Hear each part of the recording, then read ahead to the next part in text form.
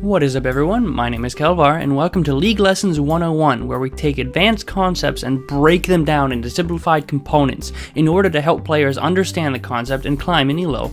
Today we're going to be covering a concept that many people know of but very often use incorrectly: roaming. Starting off, what is roaming? Roaming is when a laner leaves their lane in an attempt to gain an advantage on the map for their team. The goal of roaming is not only to get a kill but also to exert pressure elsewhere on the map. For the sake of this video, we're going to be discussing it from the mid lane perspective, as it's the most common lane to roam. Now, when looking to roam, there are many factors one must take into consideration before executing the roam. These factors can vary, but can include: where is your minion wave? Where is the enemy minion wave? Where is the enemy mid laner? Where are the enemy laners? Where is the enemy jungler? Where is your jungler? Does the enemy have wards? Can you roam without losing CS? Are other lanes in positions for your roam to be successful? If not, then is it better to back right now? Is my champion capable of killing an enemy or at least blowing summoners? Whew, if I wasn't recording this in multiple takes, I would be pretty out of breath right now. When looking for a roam, you need to consider all the possibilities and whether it is worth your time to try and make something happen in another lane. The most important thing, I believe, before executing any sort of roam is asking yourself one simple question: is it worth my time? Each of the questions I mentioned beforehand are all part of this larger question, but you get the idea. For example, if you're playing Talon, you're an adept roamer. You can easily parkour over walls and provide pressure either top or bot and be back to lane before any CS is lost. However, if you're on a slower champion like an Anivia, it may be more difficult. Let's take a look at a specific matchup: Ekko vs Zed. Ekko has a very strong wave clear with his Time Winder and can force Zed under tower easily.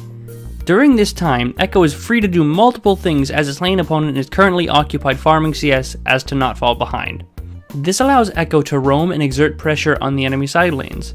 Just disappearing into Fog of War can exert pressure. However, if you're in lower elos, this may not always be the case, as minimap awareness for these elos is incredibly poor. But this makes roaming even easier. With Zed pushed under tower, Ekko is free to run either downriver or through his jungle to show up in either side lanes. This may help out a bot lane who's been pushed under tower all game, or vice versa for top lane. While Ekko may not necessarily get a kill, it will force enemy laners back and allow some breathing room for your allies to freely farm or back depending upon their position in the game. Let's give an example of a good time to roam.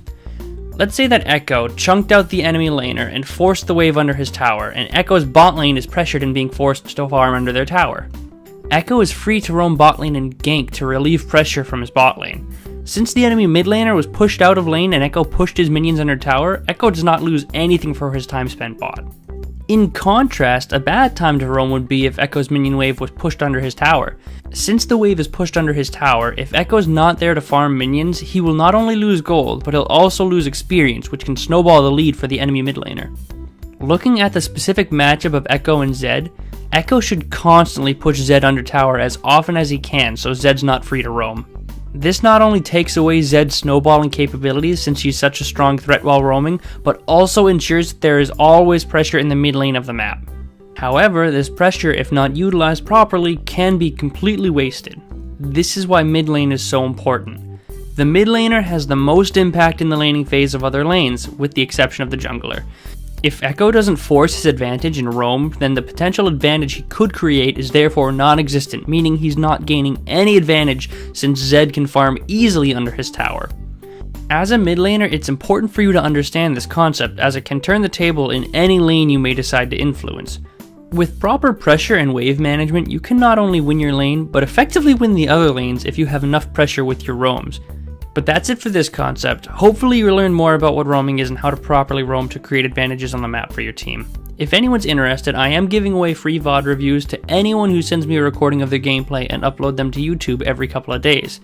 If you would like a free VOD review, make sure you send me a recording of your gameplay, not a replay, but a recording, to kelvarcasts@gmail.com. Once again, my name is Kelvar and I hope you enjoyed the video.